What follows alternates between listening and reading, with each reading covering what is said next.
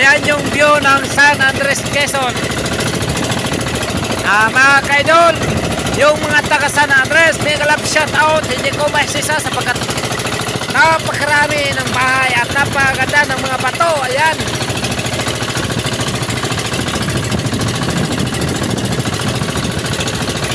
Napakalakas ng alon dito sa San Andres. Parang isang habagat.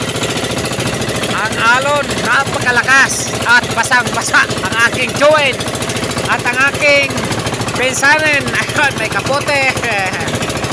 At ang kanyang tatay ay merong plastic na disopot. Sopot pa more. Ayan. At ang kasama si Rolly Official TV. Hindi ka lang siya taon mga kaidol. Nalala ko tumako sa basa.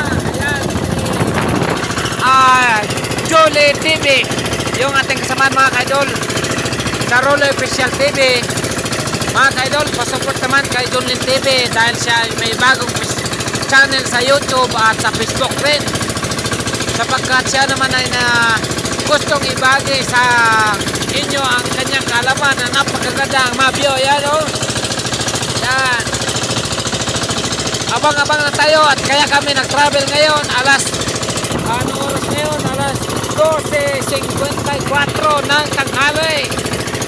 Papunta kami sa San Andres, Nilangtangan para magkuha ng bangka ng dalahin sa aking joint na kanyang binibili noong nakaraang taon. Yan. Update na tayo mamaya. Salamat.